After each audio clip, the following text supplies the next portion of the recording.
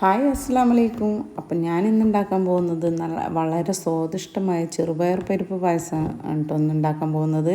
അപ്പം ഞാൻ ഉണ്ടാക്കുന്നത് നിങ്ങൾക്കൊന്ന് കാണിച്ചു തരാം കേട്ടോ. അപ്പോൾ അത് എങ്ങനെയെന്നുള്ളതൊക്കെ നിങ്ങൾ വീഡിയോ സ്കിപ്പ് ചെയ്യാതെ കാണണം. അടിപൊളി ചെറുപയർ പരിപ്പ് പായസമാണ്. അപ്പം നമുക്ക് ഇതെങ്ങനെ ഉണ്ടാക്കാമെന്ന് നോക്കാം. അപ്പം നമുക്ക് വീഡിയോയിലോട്ട് പോവാം. അപ്പോൾ എന്താ നമ്മൾ ചെറുപയർ പരിപ്പാണ് കേട്ടോ എടുത്തിട്ടുള്ളത്. ഇതൊരു 1.25 കപ്പൊക്കെ എടുത്തിട്ടുണ്ടാവും. 1.25 കപ്പ് ചെറുപയർ പരിപ്പാണ് എടുത്തിട്ടുള്ളത്. ഇനി നമുക്കിതൊന്ന് വറുത്തെടുക്കട്ടോ. ഒരു പാൻ അടുപ്പത്ത് വെച്ചിട്ടുണ്ട്. അതിലേക്ക് നമ്മൾ ചെറുപയർ പരിപ്പ് ഇട്ട് കൊടുക്കുക. എന്നിട്ട് അതിൻ്റെ ഒരു കുറച്ചൊരു കളർ ചേഞ്ച് മാറുന്നവരെ ഒന്ന് വറുത്തെടുക്കട്ടോ. തീ അധികം ഫ്ലെയിമിലിടണ്ട, കരിഞ്ഞു പോകും. അപ്പം തീയൊക്കെ കുറച്ച് വെച്ച് നല്ലതാക്കി എടുക്കട്ടെ. അപ്പോൾ അതാ ഈ ഒരു പരുവത്തിൽ ആണ് നമുക്ക് വറുത്തെടുക്കാനുള്ളത് കേട്ടോ.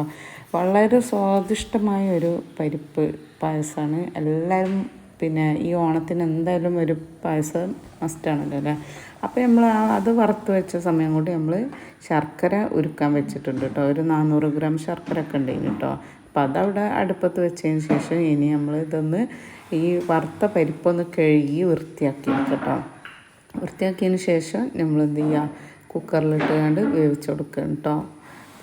അപ്പോൾ നമ്മൾ നന്നാക്കി കഴുകി വൃത്തിയാക്കി. വറുത്ത പരിപ്പാന്ന് ചോദിച്ച് കഴുകാതിരിക്കണ്ട കേട്ടോ. കഴുകണം, അതിലെ അഴുക്കുകളൊക്കെ ഉണ്ടാവില്ലല്ലോ. അപ്പം വറുക്കുന്നതിന് മുന്നേ കഴുകുന്നവരുണ്ട് കേട്ടോ. പക്ഷെ വറുത്തതിന് ശേഷം കഴുകിയാലും കുഴപ്പമൊന്നുമില്ല കേട്ടോ. അപ്പോൾ അത് നന്നായി കഴുകി വൃത്തിയാക്കിയത് നമ്മളൊരു കുക്കറിലേക്ക് ഇട്ട് കൊടുത്തിട്ടുണ്ട്. ഇനി നമുക്ക് നല്ലപോലെ വേവിച്ചെടുക്കണത് ഒരു 3-4 വിസിൽ അടിച്ചാൽ മതി കേട്ടോ. ആവശ്യത്തിനുള്ള വെള്ളം ഒഴിച്ച് കൊടുക്കുക കേട്ടോ. നമ്മൾ ഇതിലേക്ക് വേവാൻ ആവശ്യമായ വെള്ളം എന്ന് പറഞ്ഞാൽ എല്ലാവർക്കും അറിയാൻ മതിയാവുമല്ലോ. അപ്പോൾ ഓരോന്നിൻ്റെ കണക്ക് എല്ലാവർക്കും അറിയാൻ മതിയാവും എത്ര ആവശ്യമുണ്ട് എന്നുള്ള. വെള്ളം ഒഴിച്ച് കുക്കർ മൂടി വെച്ചിട്ടുണ്ട്. ഇനി ഒരു 5-6 വിസിൽ അടിക്കുന്നവരെ നമുക്ക് വെയിറ്റ് ചെയ്യാം കേട്ടോ. അപ്പോൾ കുക്കറിലുള്ളതൊക്കെ നമ്മൾ വെന്ത് വന്നിട്ടുണ്ട് കേട്ടോ. പരിപ്പ് തന്നെ അതിൻ്റെ എയറൊക്കെ പോയി ഒന്ന് തുറന്ന് നോക്കാൻ പറ്റും. അപ്പോൾ നല്ല അടിപൊളിയിൽ വെന്ത് വന്നിട്ടുണ്ട്. ഇനി ഇതൊന്ന് നന്നാക്കി ഉടച്ചെടുക്കണം കേട്ടോ.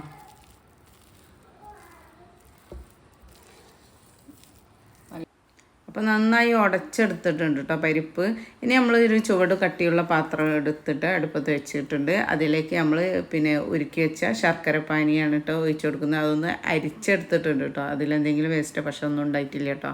അപ്പോൾ അതൊക്കെ നമ്മൾ ഇതിലേക്ക് ഒഴിച്ച് കൊടുക്കുക. മാക്സിമം ചുവട് കട്ടിയുള്ള പാത്രം തന്നെ എടുക്കാൻ എല്ലാവരും ശ്രമിക്കട്ടോ. കാരണം എന്തായാലും അടി പിടിക്കാൻ ചാൻസ് കൂടുതലാണ്. അപ്പം ഫ്ലെയിം പറ്റ കുറച്ച് വേണം വെച്ച് കൊടുക്കാൻ കേട്ടോ. അപ്പം തീ കുറച്ച് വെച്ചിട്ട് ചെയ്ത് കൊടുക്കട്ടോ.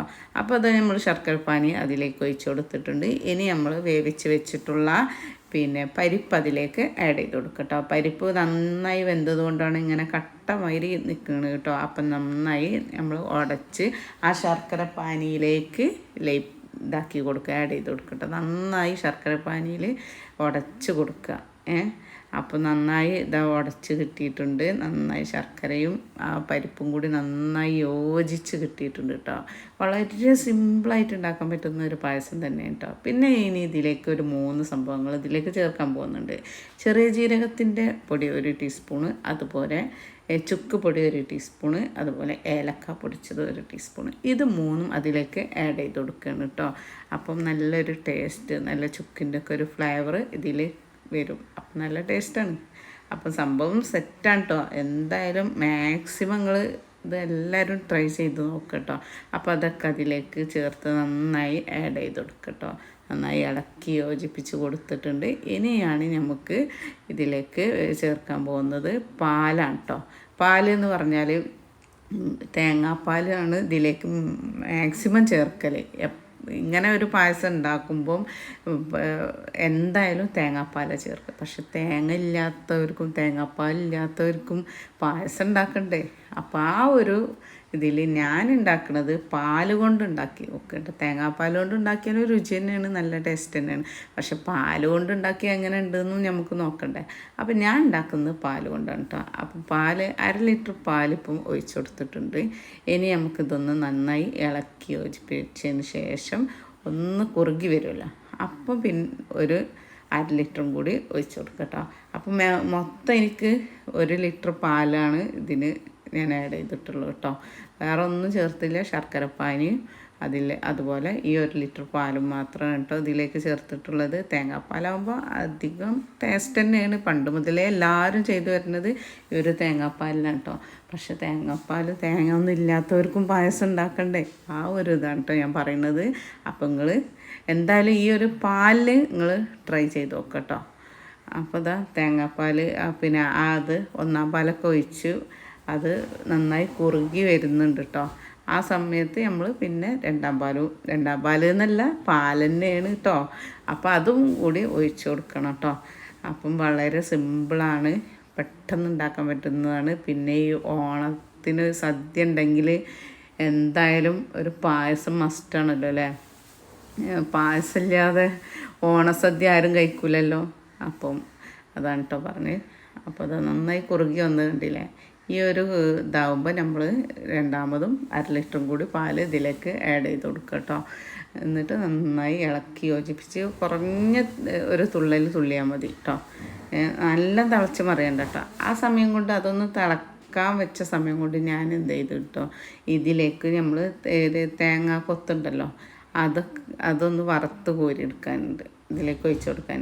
അപ്പോൾ ആ തേങ്ങ കൊത്ത് വറുക്കാൻ വേണ്ടി നെയ്യാട്ടോ ഞാൻ ഒഴിച്ച് കൊടുത്തിട്ടുള്ളത്. നെയ്യ് ഒഴിച്ചിട്ട് അതിലേക്ക് തേങ്ങ കൊത്തിട്ട് കൊടുക്കും കേട്ടോ. അപ്പോൾ നിങ്ങൾ വിചാരിക്കും ഇത് ഇടുന്നപ്പോൾ തേങ്ങ ഉണക്കത്തേങ്ങ കേട്ടോ അത്. അതുകൊണ്ടാണ് തേങ്ങാപ്പാൽ എടുക്കുക. നല്ല പച്ച തേങ്ങ കിട്ടിയാലല്ലേ തേങ്ങാപ്പാൽ ഉണ്ടാവുള്ളൂ. ഉണക്കത്തേങ്ങയിൽ വേറൊരു എണ്ണ പോലെ കേട്ടോ ഇതുണ്ടാവുക. പിന്നെ നമ്മൾ അതിലേക്ക് തേങ്ങ കൊത്തൊന്ന് മൊരിഞ്ഞ് വന്നതിന് ശേഷം നമ്മൾ അതിലേക്ക് മുന്തിരിയാണ് കേട്ടോ ചേർത്ത് കൊടുക്കുന്നത്. മുന്തിരി ചേർത്ത് കൊടുത്ത് നന്നായി ഇളക്കി യോജിപ്പിച്ച് ചെറിയ തീയിലാട്ടോ ഇതൊക്കെ ഇട്ടിട്ടുള്ളത്. അപ്പോൾ ഇതാ മുന്തിരിയൊക്കെ ഒന്ന് വറുത്ത് അണ്ടിയൊക്കെ ഉണ്ടെങ്കിൽ അതൊക്കെ ചേർത്ത് കൊടുക്കുക. അതില്ലേന് കേട്ടോ. അപ്പോൾ ഉള്ളത് വെച്ച് ചെയ്തത്. ഇനി നമുക്ക് ഈ പായസത്തിലേക്ക് ഇത് ഒഴിച്ച് കൊടുക്കണം കേട്ടോ ചെയ്യണത്. അപ്പോൾ അത് നമ്മൾ പായസം ഇവിടെ റെഡി ആയിട്ടുണ്ട്. സംഭവം പൊളിയാണ് കേട്ടോ മക്കളെ. എന്തായാലും നിങ്ങൾ മസ്റ്റായിട്ടും ട്രൈ ചെയ്താൽ നിങ്ങൾക്ക് കമൻറ്റിൽ പൊളിയാന്നേ പറയാൻ പറ്റുള്ളൂ. അത്രയും ടേസ്റ്റ് ഉണ്ട്. ഇനി ഉള്ളത് പോലെ പറയണം എന്നാണല്ലോ അല്ലേ. അപ്പം ടേസ്റ്റ് ഉണ്ടായിട്ട് തന്നെയാണ് ഈ പറയുന്നത് കേട്ടോ. അപ്പം നമ്മളെ ഈ ഓണത്തിനുള്ള സ്പെഷ്യൽ പരിപ്പ് പായസം ഇവിടെ റെഡി ആയിട്ടുണ്ട്. തേങ്ങ ഒന്നുമില്ലാതെ, തേങ്ങാപ്പാലില്ലാതെ നമ്മൾ പാൽ വെച്ചിട്ടുള്ള സ്പെഷ്യൽ പായസമാണ് ഇവിടെ റെഡി ആയിട്ടുള്ളത്.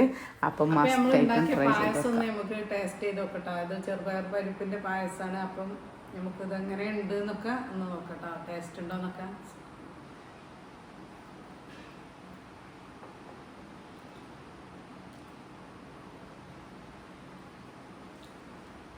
അടിപൊളിയാണ്, ഒരു രക്ഷയില്ല.